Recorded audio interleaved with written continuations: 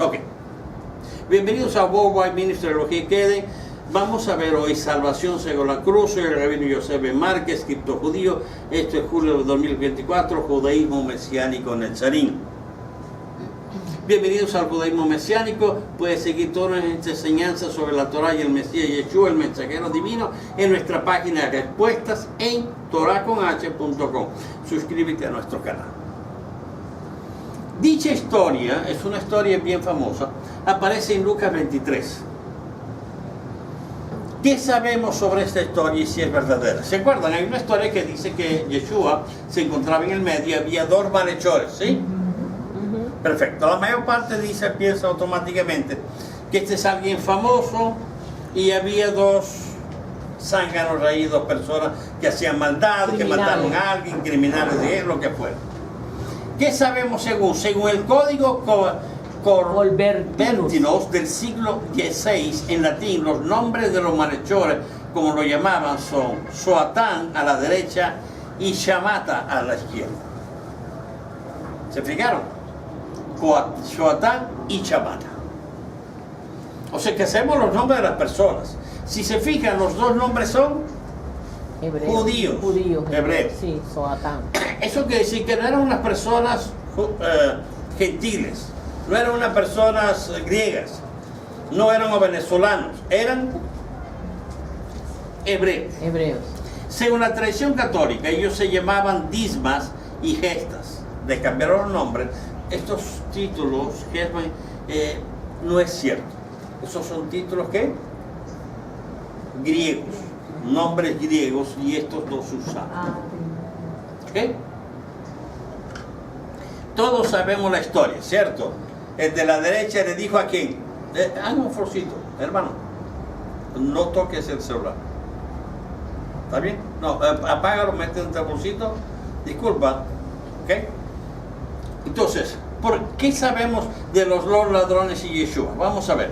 Lo primero es que la historia de los ladrones y Yeshua está bien relatada solamente en Lucas 23 del 39 al 43. Y aunque aparece mencionado en los demás evangelios, nunca aparece descrita como está en Lucas.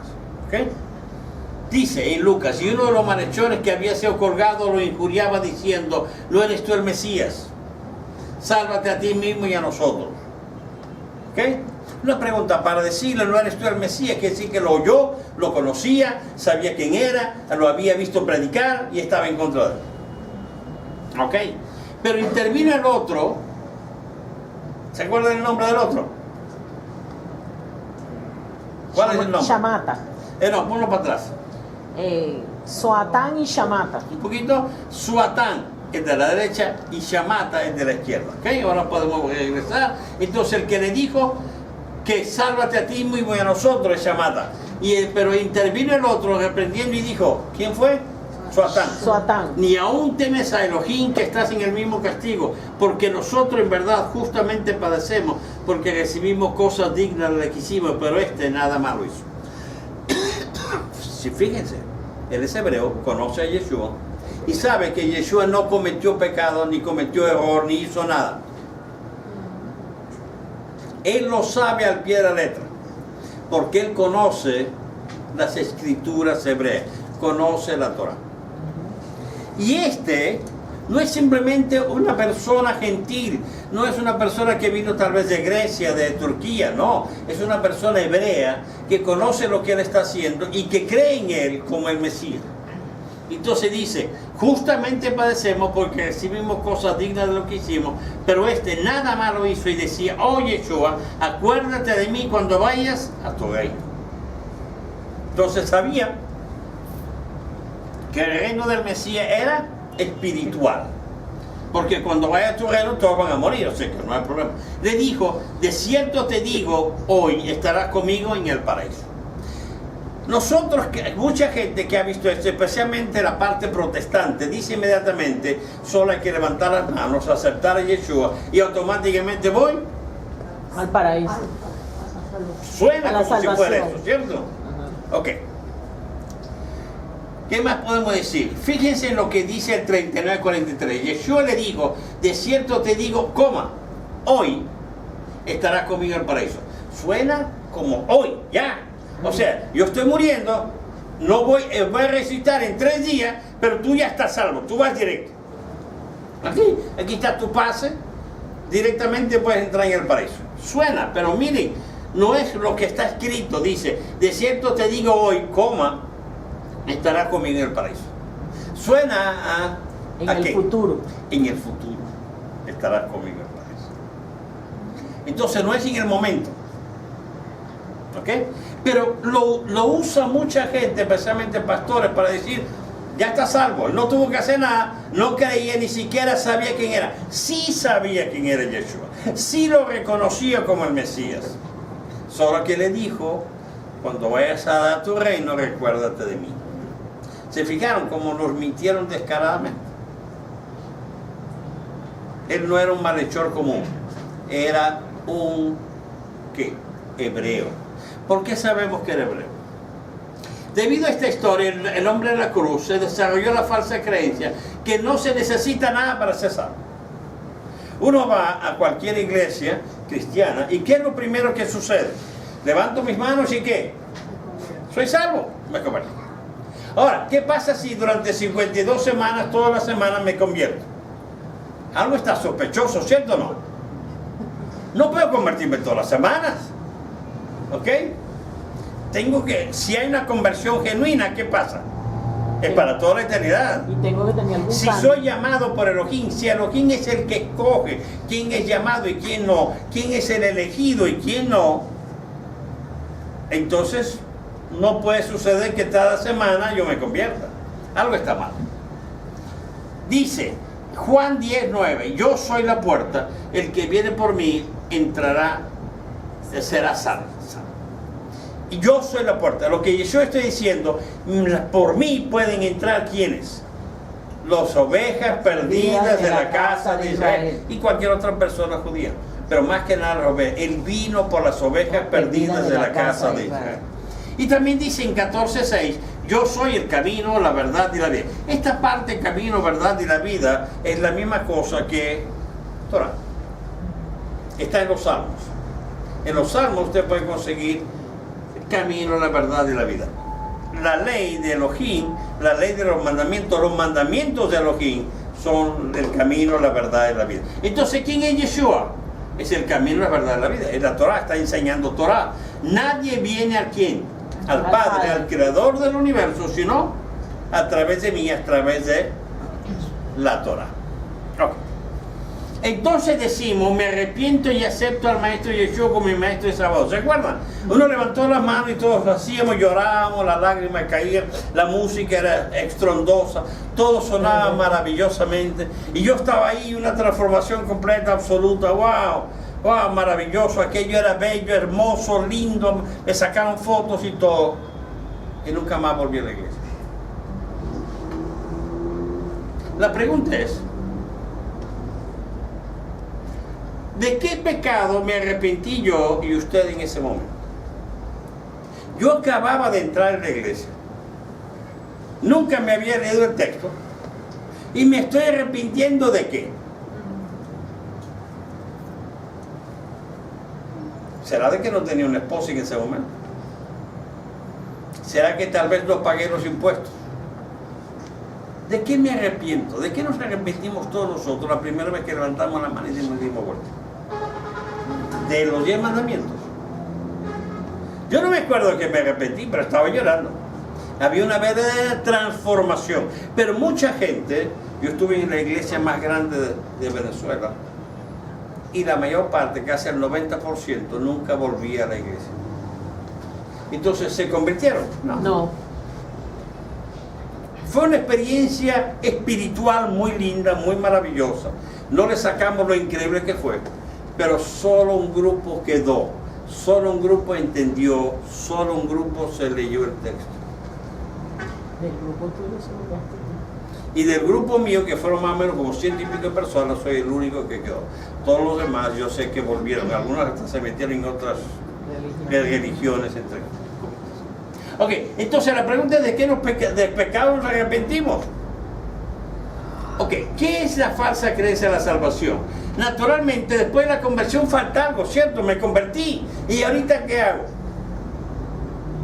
Pido tal vez, quiero ser parte del club.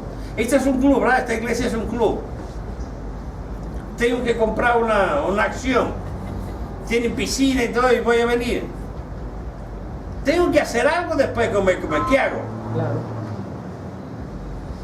¿Qué falta? Cumplir los mandamientos de Elohim. Una vez que uno se transforma, tiene que cumplir los mandamientos de Elohim que los propios evangélicos dicen que no hay que cumplir.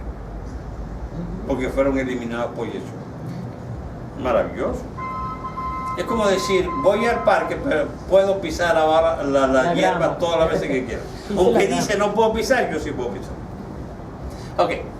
¿Cómo sabemos que hay que cumplir los mandamientos del Eterno? Porque está en Apocalipsis 17. El dragón fue a hacer guerra contra quién? Los restantes de su descendencia. ¿Los qué? Los que guardan los mandamientos de Elohim, o Dios, y tienen el testimonio de Yeshua. Entonces es obligatorio después de la conversión guardar los mandamientos de Elohim. ¿Qué más dice?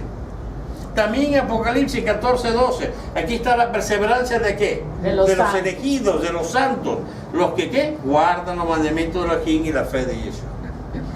Entonces salvación significa, sí, la salvación es por el poder de Elohim, pero una vez que me salvo ahora tengo que cumplir esto.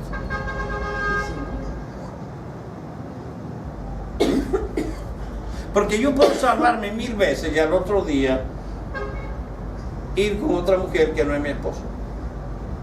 Emborracharme los próximos 400 días. ¿Me cambié? No cambié nada. Comer varios morcillas. Fíjese, en Santiago 2:17 vuelve a decir lo mismo. Así también la fe, si no tiene obras. O sea que tengo que tener obras, tengo que cumplir cosas, porque entonces está muerta en sí misma. Tengo fe, pero no tengo obra, entonces no tengo fe realmente. Claro. Para que tener fe es necesario que haya obras. Ok.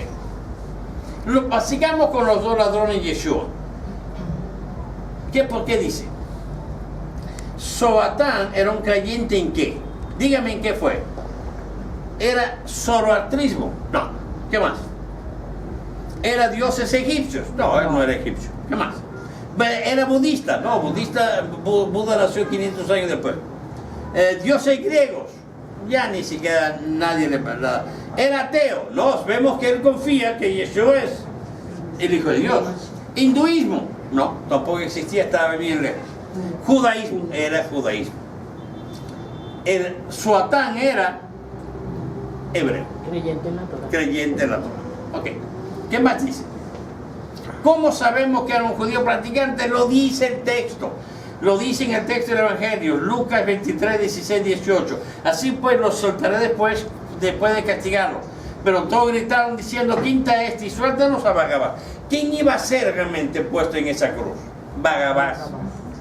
Y esos eran los compañeros de él. Esos, Zoatán y el otro, Shamatá, eran los compañeros de él. Entonces, él lo que está diciendo es que el que iba a estar en esa cruz era ¿quién? Barrabás. Pero ellos quisieron al revés. Suelta a Barrabás y crucifica a este que no tiene culpa. Por eso se lavó las manos. Yo no tengo nada que ver, este no hizo nada. Barrabás que acabo de soltar, ese era el malhechor. Fíjese, aquí en la tabla, ¿qué decía en hebreo? ¿Qué más otro idioma decía? Griego. En griego y en latín. Y las tres cosas decían que Yeshua tomó el destino de Barrabás, un ladrón judío que peleaba por la liberación del pueblo israelita de la humillación de los romanos. ¿Ok? Podríamos decir que Barrabás era la oposición a Roma. Quería la liberación de su pueblo, no está mal, pero lo hacía al revés. Igual que ocupó tu lugar. ¿Ok? ¿Quién ocupó el lugar que deberíamos todos nosotros estar en esa cruz? Nosotros. ¿Y quién lo ocupó? Yeshua por nosotros. Zoatán, como buen judío, sabía por qué pedía perdón. Conocía sus pecados desde que lo estudió desde niño. Sabía que Yeshua no era Elohim, por Deuteronomio 6:4. Pero sí sabía que Yeshua era el Mesías. Lo había oído predicar, hacer milagros y solo tenía un chance de ser redimido y lo tomó. Se está acabando mi vida, déjame aprovechar, ya que estás aquí, recuerda de mí. Tú sabes que soy culpable, pero ten misericordia de mí. Amén. El otro no le importó. No le importa. Como todos tomamos el nuestro hace algunos años, todos nosotros decidimos seguir al Mesías de Israel, Yeshua, al mensajero divino que Elohim envió. Por eso, por favor, comente y suscríbase a nuestro canal en youtube.com. ¿Okay?